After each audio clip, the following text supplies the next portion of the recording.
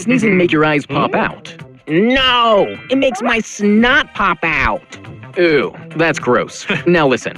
You might have heard your parents or friends telling that if you don't close your eyelids while sneezing, your eyes will pop out. However, eyes popping out, also scientifically known as globluxation, is almost impossible. This is because your eye muscles and bony eye sockets are the ones which firmly hold your eyeballs in place every time, even while sneezing.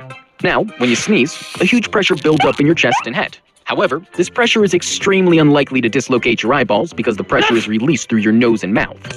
However, it is important to note that there are a very small number of cases reported in which eyeballs have indeed popped out due to sneezing. So, it's certainly not impossible, but is extremely rare.